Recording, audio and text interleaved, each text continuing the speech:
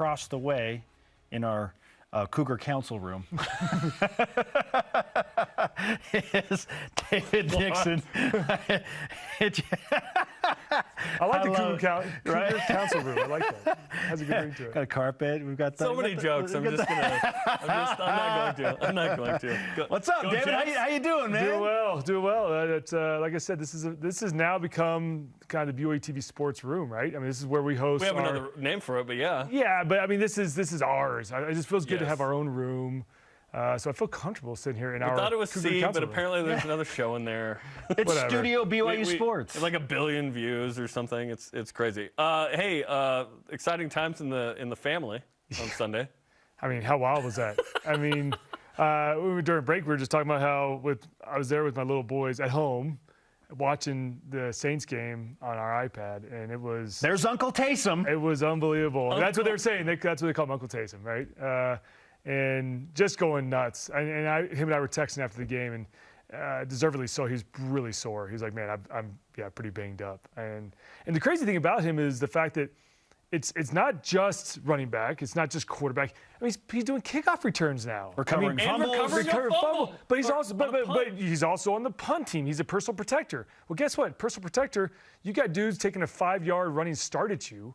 And so you're absorbing blows there, right? It's just like he had a great block, huge block on the blocks, right? tight end coming across the middle. He's trying to take on a big old defensive end in the NFL, and he's got to create, get his hat on the right side of him and go low and like.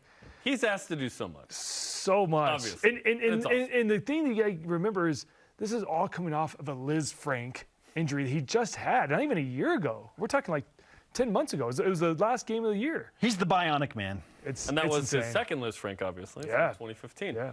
Okay, so my question is, what do the Saints do with him now? Because I loved after the game he just said, I don't know. I just show up to work. I just work here. I just work here. That was so funny.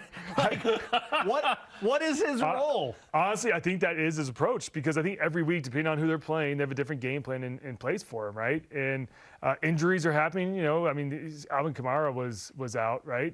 And so all of a sudden he's thrust more into a role where he's got to play more and get more carries and touches. And so I think it really is a week by week. Show up and see what the offensive coordinator and quarterbacks coach and tight ends coach and how they're going to use them and utilize them because you just never know. What rooms does he even go to? Like when they're like, hey, we need you in here. It's like, well, I'm actually in these two.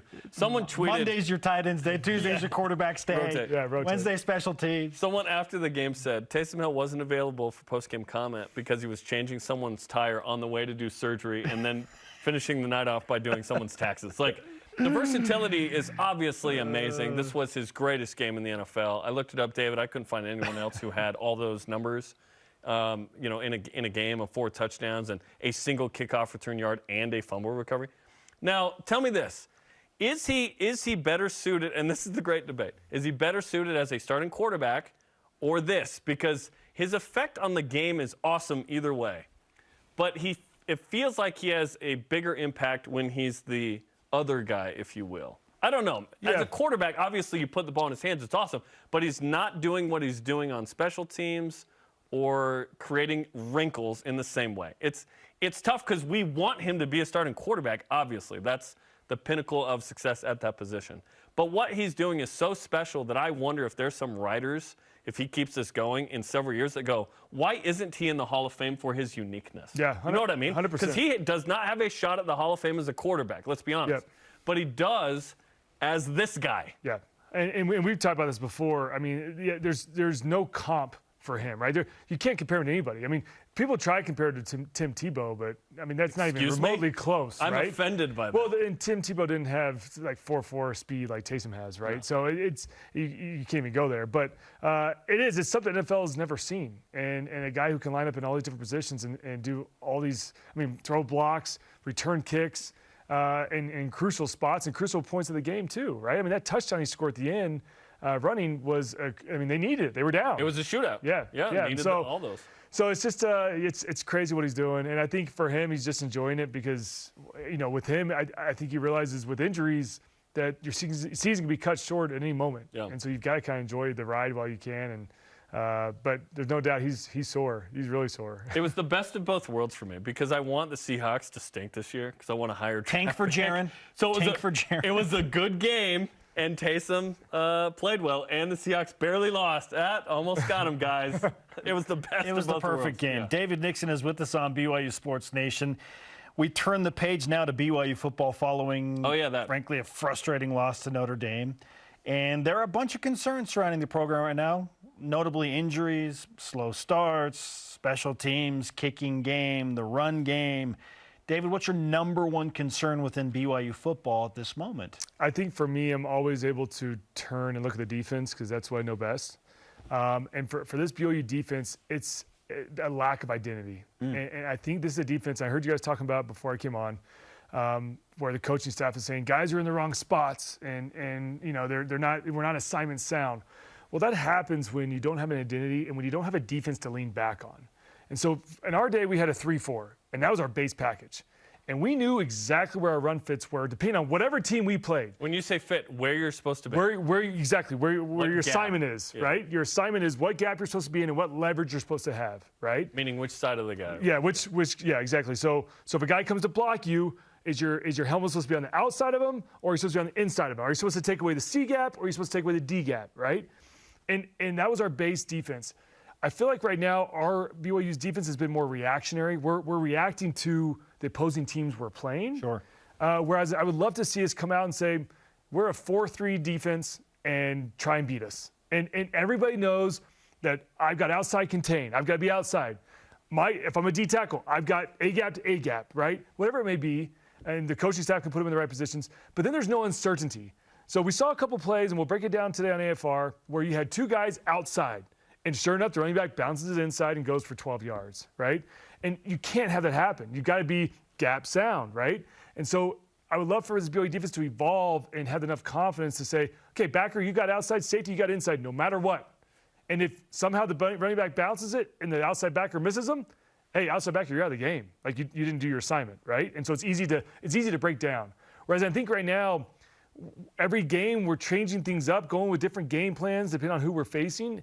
And guys are just uncertain. And when, the other bad thing, when you play with that uncertainty, you play so much slower too, because you're second guessing yourself every play. So you see because it's all about reads, right? So as a defense guy, you see your reads and you react. And if you're confident, you react that much faster. If you're not confident and you're saying, man, I can't remember if I'm supposed to be in the C gap or the D gap. Problematic. You're one step slower, which, as we know, football's a game of inches, and 12-yard gain, right? So defensively, I think they've got to come together and get a base identity and go from there. And they've got to get off the field on third downs, 11-16. Like, that's not going to cut it. Yeah. And then offensively, I mean, they just didn't have the opportunities. I mean, I saw a stat, I think, with 56 plays or something like that, total plays. 46. In the 40s, yeah, under 50. And yeah, Kalani 40s. is 0-5, according to Ralph Sokolowski. Sub 50 plays. Well, yeah, it makes sense. It makes sense. I mean, that's the most obvious stat out there. Like, Yeah. you're not going to win games, I mean, unless you're just doing 75-yard bombs, every time you get the ball. BYU had 2 1-and-out drives. Yeah. First play of the game, interception, and then And you didn't misspeak. One and out. 1 and out. You turn you stop Notre Dame on the 3-yard line, and the very next play, Jaron Hall takes a safety. It just crushing 1-and-out series. And this was one of those games where it really fell on everybody. I mean, you got the missed extra points, so special teams, didn't do their job. Defensively, couldn't get off the field. Offensively, they couldn't sustain drives and turn the ball over and giving the other team points with the safety. I mean, just still had a shot to win. Still had a shot. That's what's the most disappointing. That's the most disappointing. That's most disappointing. I almost would have rather had an Oregon blowout and just been like, we just sucked. But the fact that we shot ourselves in the foot so many times and still should have won that game I think that's the tough pill to swallow. But there's so much to talk about. I mean, defensively as well, the third downs we talked about. Oh, those third downs are so you can get off the field. BYU's defense, a lot of guys, is 3rd and 5, and they've got their heels at 8 yards. And it's like it's the same mentality. That receiver's not going to run an 8-yard out. He's just not going to do it. He's going to run a 5-yard out to get to the chains. All they want is a first down. So I think just veteran and understanding the game a little more, situational awareness would help this team. But it's tough to be doing this, now game 6 of the season, right? This is who you are, is it not? Like, typically by game 6, we have a great sense of this team is going to be drastically different in game 10. Like, this is kind of who BYU is, according to Robert and I, if you believe Robert and I, and a lot of people do. He's doing great work at Syracuse. Okay, talk to me about Arkansas, because in comes an SEC team that's reeling. They've lost 3 in a row, granted against great competition. And BYU has an opportunity to kind of right the ship. Because if BYU wins this and is 5-2 and got to split among the Big Four, or the perceived Big Four preseason, that's awesome. And BYU's on schedule for 10 wins. But do you feel like BYU's trending in a way where 10 wins is realistic? That's a tough one because, yeah, you looked at the slow starts, and that's been happening ever since. I mean, USF was the only game we had a fast start. Yep. 5 straight games with slow starts. Yep. And so, yeah, the trends are not in BYU's favor right now.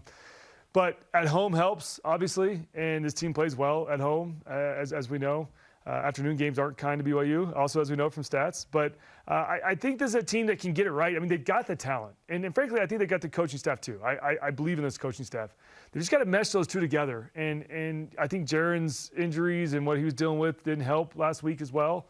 But they've got to find a way to make this thing gel. And Arkansas is not an easy team to try to figure that out with, right? I mean, this is SEC football. And I don't care if they're on a 3-game losing streak. I mean, this is a team that comes in that was ranked in the top 10 earlier in the season, and rightfully so. Their quarterback bag didn't play against Mississippi State. They've got Lost athletes. to your Aggies. Yeah, they've got athletes. And I watched them in that Aggie game closely. And they've got big dudes that are going to fly around. And we saw this when BYU faced Mississippi State here years ago.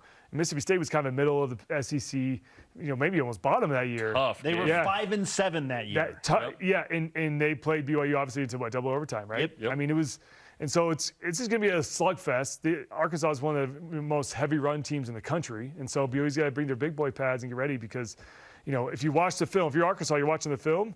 You're just going to try and cram it down BYU's throat, then mix in a little play action and beat them deep. But it's going to be a slugfest, and I'm hoping BYU guys, after what happened last week, are up, going to rise up to the challenge. David Nixon's going to bring it on After Further Review. You like that? You should we try to break down the good, the bad, the ugly, right? I mean, we try to break it all down, and there's some ugly plays, and we'll try to explain why it didn't work and why guys weren't in the right position.